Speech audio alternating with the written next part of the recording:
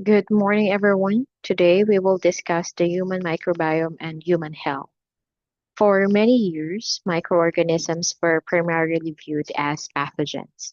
However, advances in molecular biology have fundamentally changed this perspective, and we now recognize that humans coexist with trillions of microorganisms that are essential for maintaining health. In this presentation, we'll examine how the microbiome functions as an integral component of human biology and why it has become one of the most rapidly advancing fields in biomedical science. To begin, the human body is best understood as a holobiont.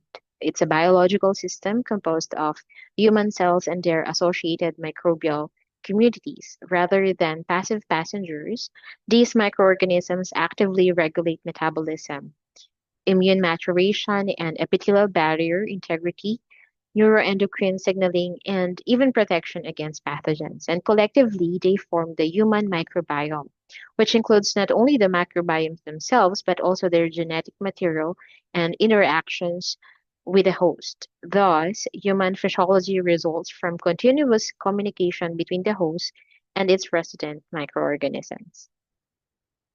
Our understanding of the microbiome dramatically expanded because of advances in sequencing technologies. Traditional culture based methods could identify only a small fraction of microbes. Now, the introduction of 16S, RNA sequencing, and later the multiomics approaches allowed scientists to characterize microbial communities at unprecedented resolution. And these technologies reveal that microbial genes contribute enormous functional capabilities to the host, leading researchers to describe the microbiome as our second genome. Before moving further, it's important to distinguish microbiota from microbiome. Microbiota refers to the microorganisms inhabiting in the body, while microbiome includes these organisms together with their genes, metabolites, and interactions with the host.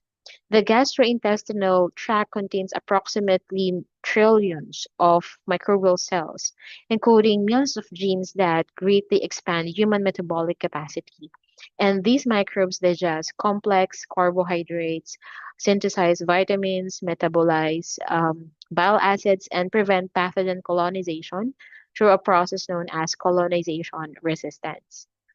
And this figure shows the dominant bacterial groups in the healthy human gut, Firmicutes and Bacteroidetes, which comprise more than 90% of the microbial population, while actinobacteria contribute additional beneficial functions. Although these phylodominate healthy individuals, their balance is highly dynamic and influenced by diet, age, medication use, and environmental exposures. Therefore, maintaining microbial diversity is generally more important than the abundance of any single bacterial species.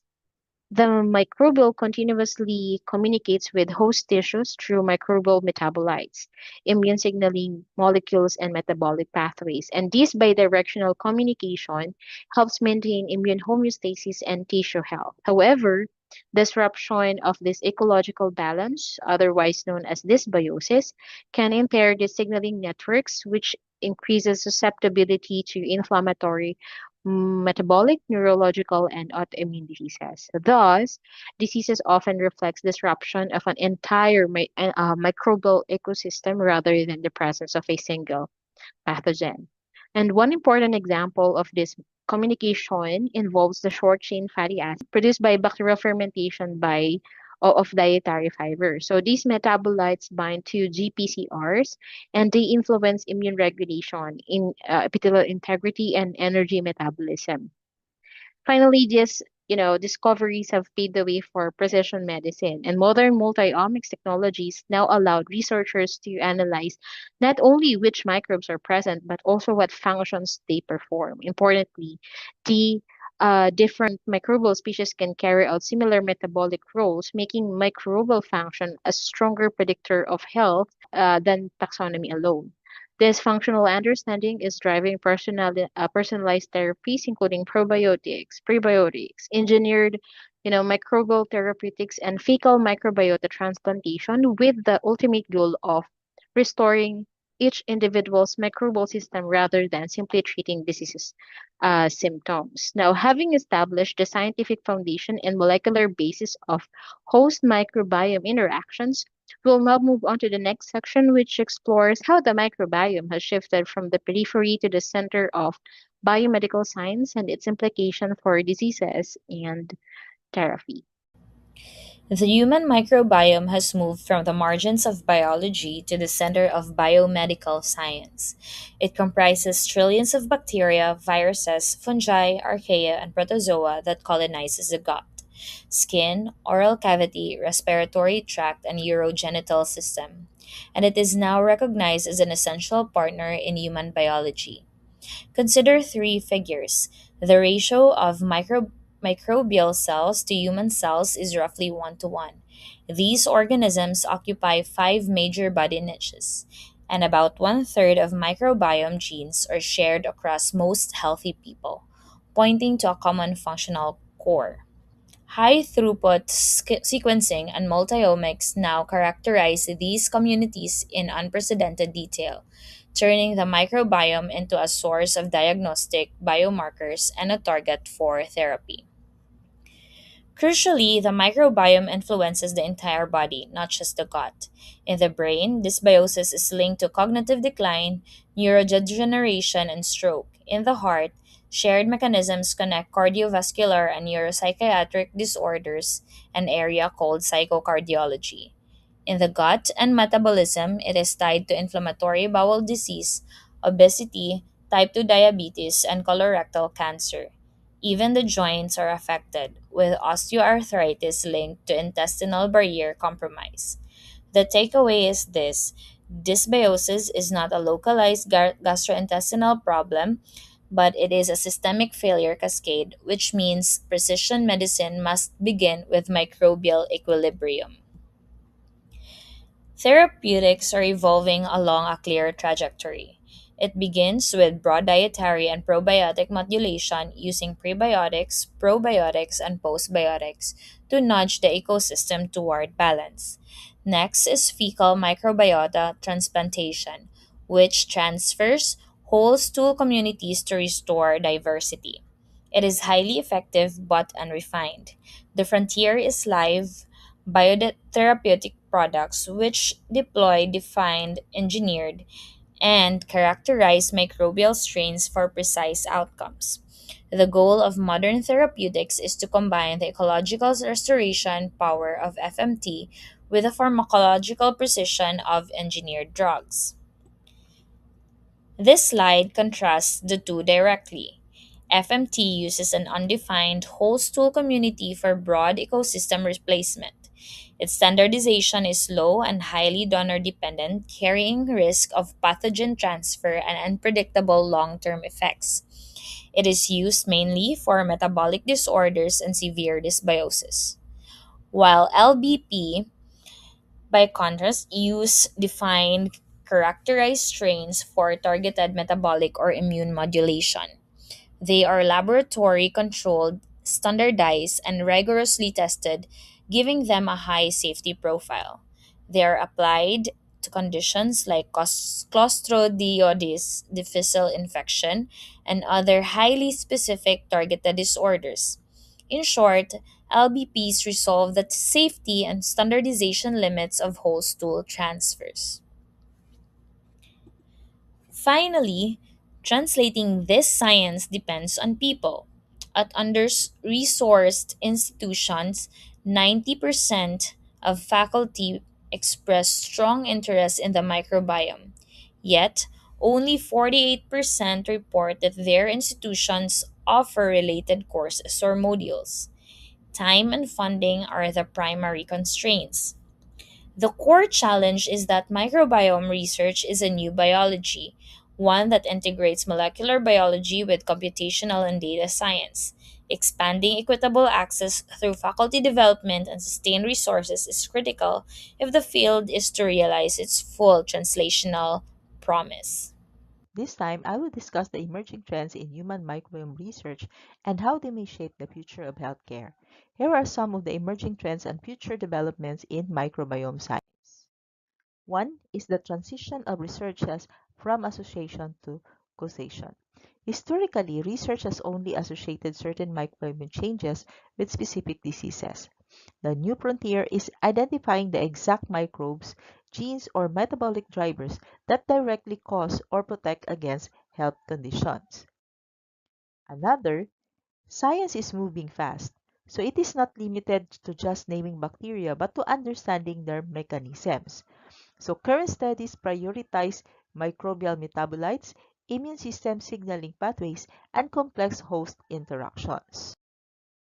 Another, to truly map out patients' health status, scientists must capture active genes and metabolic pathways. This is achieved by layering genomics, transcriptomics, metabolomics, and traditional clinical data all together. Next trend is by using multi-omics data to predict how an individual's unique gut ecology responds to nutrients. This is taking advantage of microbiome to predict individual responses to foods, drugs, and interventions. Next, we can take advantage of the unique microbiome signatures to flag diseases early. It also allows experts to accurately predict how a specific patient will react to certain foods, drugs, and targeted medical interventions. Microbiome datasets are massive and incredibly noisy. So AI is now actively deployed to sift through this big data to find the hidden patterns among different human populations and complex diseases. We are also transitioning from simply trying to supplement the gut to systematically engineering it. S- Innovative strategies seek to precisely manipulate or design the microbiome for complex, highly targeted therapeutic treatment. Along with its scientific promises, human microbiome research also raises important ethical considerations. First, we have the privacy risk. How to protect the participant's identity and sensitive health data, since microbiome data can reveal health status and link to human genetic information. Next, we have informed consent. Participants should understand the risks and benefits of their participation and how their samples and data be reused for future studies. We also have ownership and return of results in biobanking. This is how to explain the microbiome findings, especially when the clinical meaning is still unclear. It is also about who will control the sample and who will decide its future use. We also have hype and expectations. Researchers must avoid overstating benefits or creating false hopes since microbiome science is still developing. There should also be balance among market science and public health. Any microbiome research should not be driven by profits or scientific excitement, but make sure that public health comes first through evidence-based regulations, good ethical research practices, and responsible communication. Human microbiome research also has its important social consideration. The first one is its public health impact. Microbiome research is not only about individual, it also matters for communities because microbes can share across families and populations, and social practices which can influence microbiome health. Pathogen transmission and long-term risk. There should be consideration regarding the transmission of undetected pathogens and legal responsibilities to prevent transferring a microbiome that could induce unprecedented long-term adverse health effects on the recipient. And there should also be product understanding. Ambiguity in probiotic labeling can bypass drug regulatory pathways, leading to confusion over actual health benefits versus wellness claims. Voluntary donations. Donations of microbiome material should be entirely voluntary and unpaid in order to protect the human donors from commercial exploitation of human bodies or vulnerable populations for biological materials. Another issue is regulation of products. Products developed needs rules so that safety and effectiveness are protected before public use. And lastly, since there's a severe shift from a high fiber ancestral diet to a low fiber industrial diet leads to permanent loss of bacteria that help maintain the microbiome diversity in the gut by starving. Human microbiome research also raises legal issues and some considerations, especially in areas like the following. On regulatory pathways and frameworks, we have the inadequacy of existing drug regulations. Current pharmaceutical frameworks are not equipped to evaluate safety of engineered microbes, their interaction with the host microbiome, and its long-term potential for gene transfer. Another issue, we have the inconsistencies in regulatory standards. Regulations differ significantly between targeted and untargeted approaches, like the probiotics, which are regulated as foods or dietary supplements, while the live biotherapeutic products are strictly regulated as pharmaceutical products. Next is on intellectual property and patentability. Ownership and control. So defining who truly owns a specific microorganisms or subsequent data profile remains a highly contested area. Next, we have on data sharing.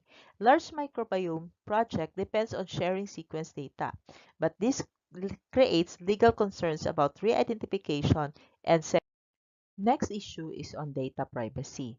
Because our microbiome is unique, it is increasingly viewed in legal spheres as sensitive genetic and healthcare data.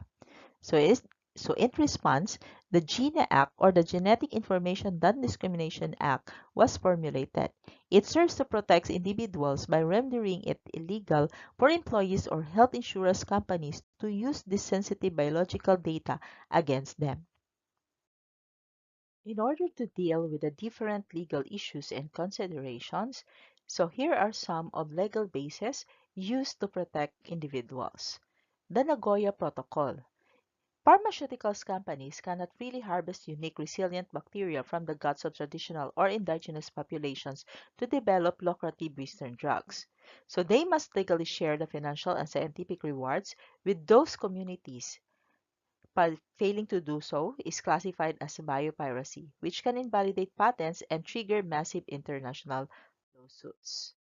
Another is the Substance of Human Origin Regulation, or the SOHO regulations. This solidifies that human stool processed for fecal microbiota transplant is a substance of human origin.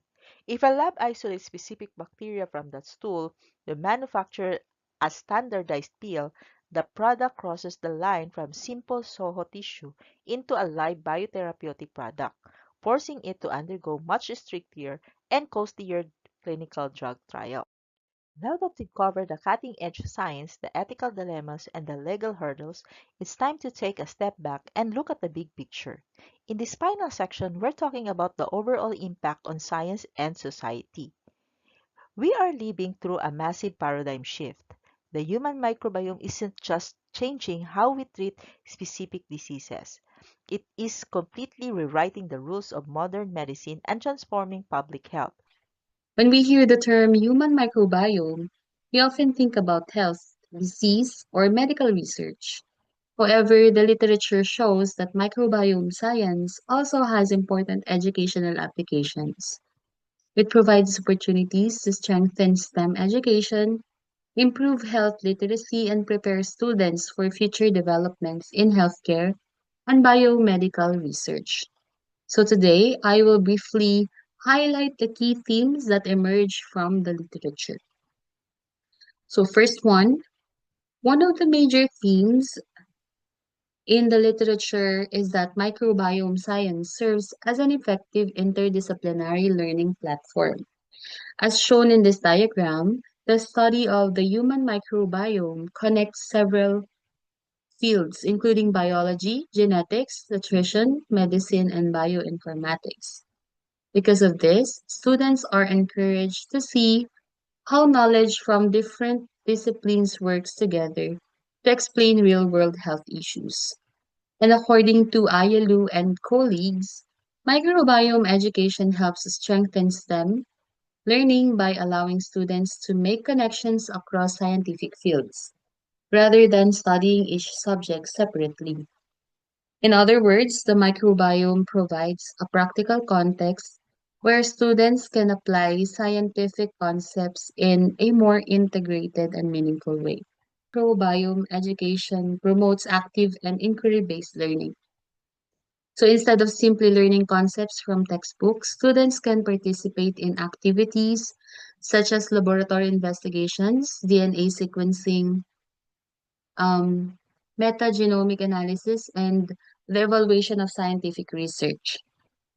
And these experiences help students develop important skills such as critical thinking, scientific reasoning, and problem solving. So we all know that laboratory investigations are really, really helpful when it comes to science education.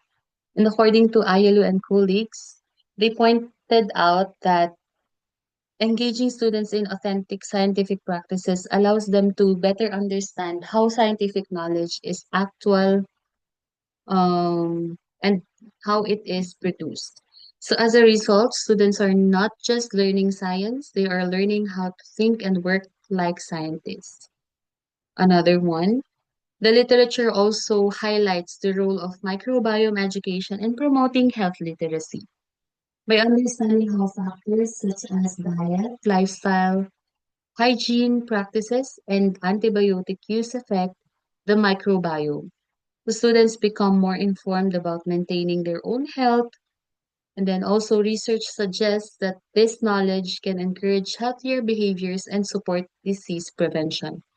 I also have read that in one article, whenever that there are changes in our gut health, most likely in our students, it has an effect from their anxiety or depression. So somehow it is also related when it comes to our mental health.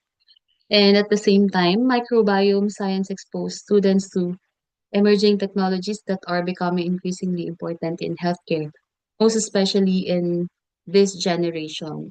So advances in next generation sequencing, artificial intelligence, and bioinformatics have transformed microbiome research into a highly data-driven field. And because of this, students gain exposure to technologies that supports precision medicine and personalized healthcare, helping prepare them for future careers in health and biomedical sciences.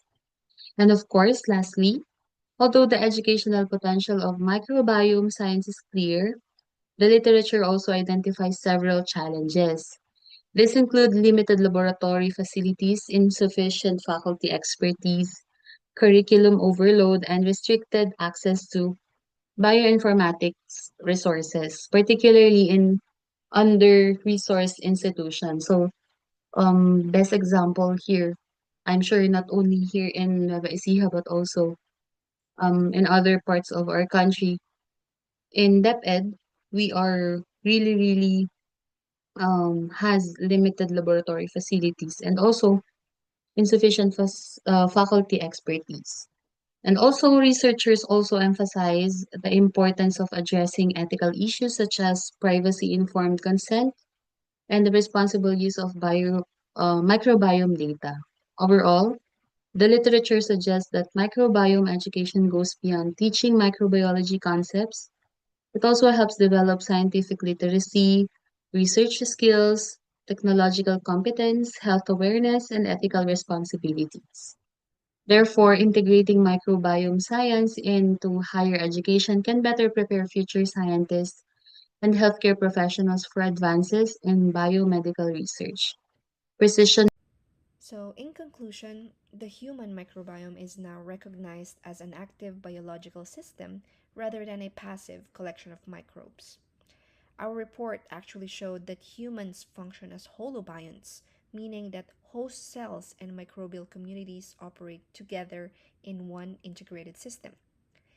In this framework, the microbiome acts like a second genome that expands human metabolic and physiological potential. And we also saw that host microbe interactions shape metabolism, human maturation, epithelial barrier integrity, and even neuroendocrine signaling. These functions help explain why dysbiosis is associated with gastrointestinal, metabolic, cardiovascular, and even neurodegenerative disorders. So, overall, advances in metagenomics and other multi-omic tools have moved microbiome science from identifying organisms to understanding mechanisms and function. A major takeaway from this topic is that microbiome science has progressed from descriptive cataloging to mechanistic explanation. Researchers are no longer asking only why microbes are present, but also what they are doing, what molecules they produce, and how those signals affect the human host. This shift is important because it allows the microbiome to be studied as part of cell and molecular biology rather than only as a topic in ecology or infectious disease. It also strengthens evidence for microbiome based diagnostics and targeted therapies. Now, when it comes to the significance of this advancement, it all lies in how it broadens our view of human biology. Microbiome research reveals that cellular function is influenced not only by the human genome, but also by microbial genes, metabolites, and signaling networks. This transforms our understanding of gene environment interaction and supports the growth of precision medicine. So, through these biomarkers, live biotherapeutic products, and AI assisted analysis, microbiome science is becoming a practical tool for disease prediction, prevention, and treatment. Needless to say, our group believes that this topic is especially valuable for biology education because it connects abstract molecular concepts to visible and meaningful health outcomes. Students can better understand metabolism, immunity, genetics, and homeostasis when these ideas are linked to the microbiome. It also promotes scientific literacy by teaching learners to judge microbiome related claims critically, especially those found in social media, supplements, and commercial health products. So, in this way, the microbiome is both a scientific frontier and an effective teaching example of how modern biology integrates genomics, bioinformatics, ethics, and public health. The final slides are the list of references used in this report.